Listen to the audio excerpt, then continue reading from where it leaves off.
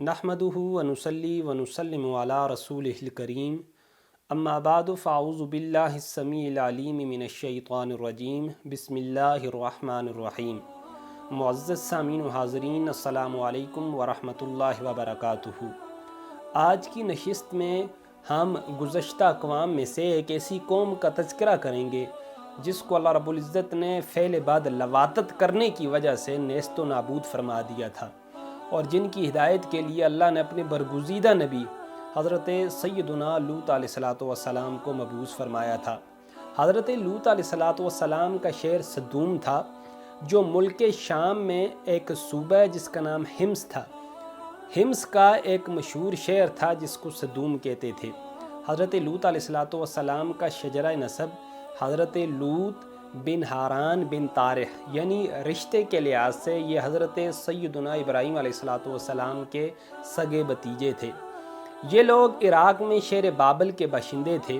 پھر حضرت ابراہیم علیہ السلام وہاں سے ہجرت کر کے فلسطین تشریف لے گئے، تو حضرت لوط علیہ السلام بھی وہاں سے اپنے اس شہر کو چھوڑ کے شام کے ایک شہر اردن کے اندر منتقل ہو گئے۔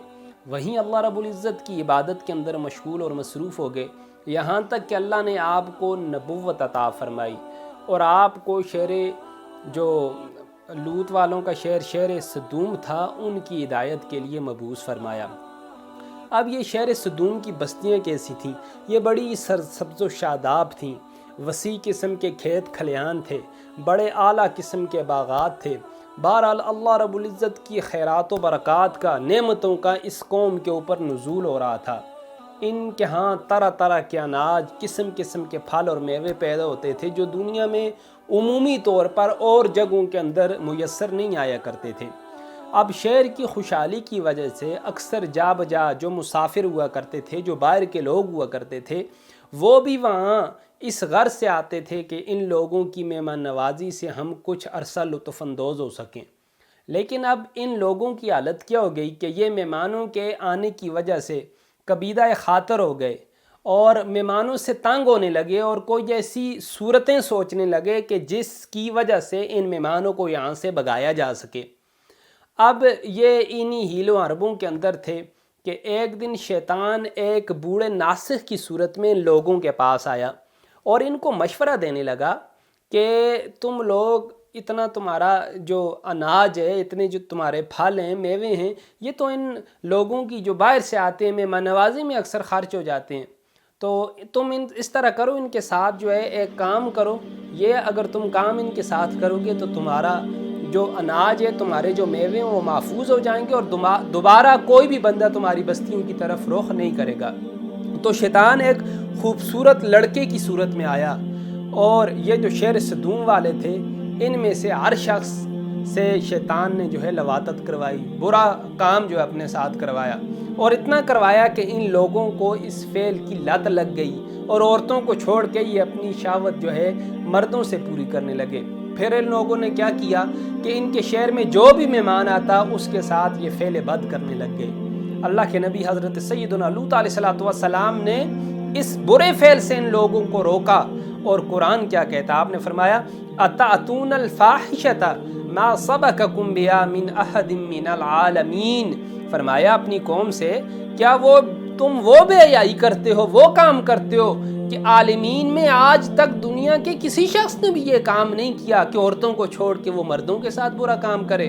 آگے فرمایا انکم لتأتون الرجال شہوۃ من دون النساء بل انتم قوم مسرفون۔ فرمایا تم لوگ مردوں کے پاس اپنی شہوت پوری کرنے کے لیے جاتے ہو، حالانکہ اللہ نے حلال ذریعہ تمہیں تمہاری بیویاں دی ہیں ان عورتوں کو چھوڑ کے۔ آگے فرمایا بل انتم قوم مسرفون، بلکہ تم تو ایسے لوگ ہو جو حد سے گزرنے والے ہو، اللہ نے جو حدود مقرر کی ہیں ان حدود کو توڑنے والے ہو۔ اب ہوا کیا؟ حضرت لوط علیہ السلام کی اس تقریر کا، اس مصلحانہ نصیحت کا ان کے اوپر اثر ہوتا، بجائے اس کے کہ یہ اس اچھی بات کا کوئی اثر لیتے، انہوں نے کیا کہا؟ وَمَا كَانَ جَوَابَ قَوْمِهِ إِلَّا أَنْ قَالُوا أَخْرِجُوهُمْ مِنْ قَرْيَتِكُمْ إِنَّهُمْ أُنَاسٌ يَتَطَهَّرُونَ۔ ان کی قوم نے کہا، اور اس کی قوم کا کچھ جواب نہ تھا، بس یہی کہنا تھا کہ ان کو اپنی بستی سے نکال دو، یہ لوگ بڑی پاکیزگی چاہتے ہیں، ہم تو یہ کام کریں گے۔ اب جب اللہ رب العزت کی حدود کو انہوں نے حد سے زیادہ پامال کرنا شروع کیا تو پھر اللہ کا جو دستور رہا ہے، اللہ کا عذاب ان لوگوں کے اوپر نازل ہو گیا۔ وہ کس طرح کہ حضرت جبریل علیہ السلام چند فرشتوں کے ہمراہ مہمان بن کے جناب سیدنا لوط علیہ السلام کے پاس تشریف لاتے ہیں، انسانی شکل میں، خوبصورت نوخیز نوجوانوں کی شکل میں آتے ہیں۔ اب حضرت لوط علیہ السلام کے یہ مہمان بن کے آتے ہیں، قوم کو خبر ہوتی ہے کہ حضرت لوط کے پاس بڑے خوبصورت قسم کے نوخیز نوجوان آئے ہیں، تو وہ لوگ آ کے آپ کے گھر کا جو وہ چاروں طرف سے محاصرہ کر لیتے ہیں، اور بجائے اس کے کہ دروازہ کھلنے کا انتظار کرتے، وہ سرکش اور باغی قوم آپ کی جو گھر ہے اس کی دیواروں کے اوپر چڑھنا شروع ہو گئے، اور آپ کے جو گھر چادر اور چار دیواری کی جو حرمت تھی اس کو پامال کرنے کے لیے وہ لوگ درپے ہو گئے۔ اب حضرت لوط علیہ السلام نے ان لوگوں کو روکا، اللہ کا خوف کرو، یہ میرے مہمان ہیں، بڑے دور سے آئے ہیں، تم مجھے ان کے سامنے کیوں ذلیل کرنا چاہتے ہو؟ کہ یہ مہمان کیا سوچیں گے کہ کیسا ہمارا میزبان تھا، کیسی قوم تھی، کیسے لوگ تھے، انہوں نے ہمارے ساتھ کیسا سلوک کیا ہے۔ اب جب یہ لوگ نہ رکے، حضرت لوط علیہ السلام بڑے ہی کبیدہ خاطر ہو گئے، بڑے ہی رنجیدہ ہو گئے، بڑے پریشان ہو گئے۔ جب فرشتوں کے سامنے آئے، آپ کے چہرے کے اوپر سے ملال، رنج اور غم کے آثار واضح طور پہ نمایاں تھے، تو جناب سیدنا جبریل علیہ السلام نے پوچھا کیا بات ہے؟ آپ نے فرمایا میری قوم کا یہ ارادہ ہے، وہ اس طرح کا برا کام کرنا چاہتے ہیں۔ تو حضرت جبریل امین نے کہا اے لوط پریشان نہ ہو، میں جناب جبریل امین ہوں، یہ میرے ساتھ آئی ہوئی فرشتے ہیں، اللہ کا عذاب آ چکا ہے، اللہ نے آپ کی قوم کو برباد کرنے کے لیے یہ ہمیں بھیجا ہے، آپ اس طرح کریں اپنے جو مومنین ہیں ان کو ساتھ لے کے یہاں سے نکل جائیں۔ پھر ہوا کیا؟ صرف ایک شرط ہے کہ پیچھے مڑ کے آپ نے نہیں دیکھنا۔ حضرت جبریل علیہ السلام نے اس شہر صدوم کی 5 مشہور بستیاں تھیں، اس قوم کو اپنے پروں کے اوپر اٹھایا 5 بستیوں کو، اور آسمان کے اوپر جا کے ان 5 بستیوں کو نیچے زمین کے اوپر گرا دیا۔ اب جب یہ قوم زمین کے اوپر لگی تو گر کے سارے چکنا چور ہو گئے، اوپر سے پتھروں کا ایسا میਂہ برسا، اس زور کی سنگباری ہوئی کہ جو لوط علیہ السلام کی قوم تھی ان کے جسموں کے بھی پرخچے اڑ گئے اور ٹکڑے ٹکڑے اور ریزہ ریزہ ہو گئی، اور یہ ساری قوم نیست و نابود ہو گئی۔ اب جب یہ شہر الٹ پلٹ ہو رہا تھا تو حضرت لوط علیہ السلام کی ایک بیوی تھی جس کا نام وائلہ تھا، جو در حقیقت منافقہ تھی اور اپنی قوم سے ان بدکاروں سے محبت کرنے والی تھی۔ جب حضرت لوط علیہ السلام اپنے مومنین کو ساتھ لے کے نکل گئے تو اس بیوی نے پیچھے مڑ کے دیکھا اور کہا ہائے میری قوم، ہائے میری قوم، اس کے ساتھ کیا ہو گیا؟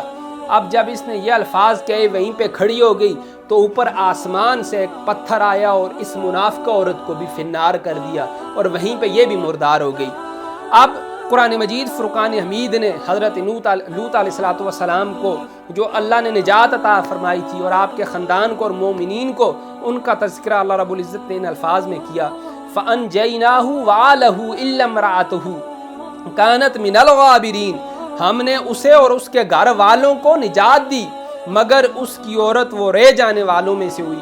وَأَمْطَرْنَا عَلَيْهِمْ مَطَرًا فَانظُرْ كَيْفَ كَانَ عَاقِبَةُ الْمُجْرِمِينَ، جو پتھر ہم نے ان کے اوپر ایک پتھروں کا میਂہ برسایا تو دیکھو کیسا انجام ہوا مجرموں کا۔ اب جو پتھر اس قوم کے اوپر برسائے گئے تھے وہ کنکروں کے ٹکڑے تھے، اور ہر ٹکڑے کے اوپر اس کافر یا اس کافرہ کا، اس منافق یا اس منافقہ کا نام لکھا ہوا تھا جو سیدھا آ کے اس کو لگتا اور اس کو فنار کر دیتا۔ اب اس واقعے سے ہمیں درس کیا ملتا ہے کہ یہ لواطت، مرد کا مرد کے ساتھ برا فعل کرنا، عورت کا عورت کے ساتھ برا فعل کرنا، یہ بہت ہی بڑا گناہ اور گناہ کبیرہ میں سے اس کا شمار کیا جاتا ہے، اور اللہ رب العزت کے ہاں یہ نہایت ہی ناپسندیدہ ہے کہ اللہ نے حضرت لوط علیہ السلام کی قوم کو اس برے عمل کی وجہ سے ہلاک کر دیا تھا۔ اب جب آپ خود سوچیں کہ اتنا برا فعل کہ جس کی وجہ سے پوری قوم کو صفحہ ہستی سے مٹا دیا گیا، وہ اللہ کے ہاں کتنا ہی برا کام ہوگا۔ منقول ہے کہ حضرت سیدنا سلیمان علیہ السلام نے ایک مرتبہ ابلیس یعنی شیطان سے پوچھا کہ اللہ کو سب سے بڑھ کے کون سا گناہ ہے جو ناپسندیدہ ہے؟ تو شیطان نے کہا اللہ کو سب سے بڑھ کے جو ناپسندیدہ گناہ ہے وہ یہ ہے کہ اگر مرد مرد کے ساتھ بدفعلی کرے اور عورت عورت سے اپنی خواہش کو پورا کرے۔ اور حدیث میں ہے کہ عورت کا اپنی فرج کو دوسری عورت کی فرج سے رگڑنا یہ ان دونوں کی زنا کاری ہے جو کہ گناہ کبیرہ ہے۔ آج معاشرے کے اندر ان چیزوں کو پروموٹ کرنے کی کوشش کی جا رہی ہے، ان چیزوں سے بچنا ہے، رکنا ہے، کیونکہ نیکی کا اثر آبادی ہے، برائی کا اثر بربادی ہے۔ اگر کوئی قوم اس فعل بد میں اجتماعی انفرادی طور پہ مبتلا ہو جائے گی تو یقیناً وہ اللہ کے عذاب میں گرفتار ہو جائے گی۔ اللہ رب العزت کی بارگاہ میں دعا ہے اللہ اس گناہ کبیرہ سے تمام مسلمانوں کو، مومنین کو بچنے کی توفیق عطا فرمائے۔ وما علینا الا البلاغ المبین۔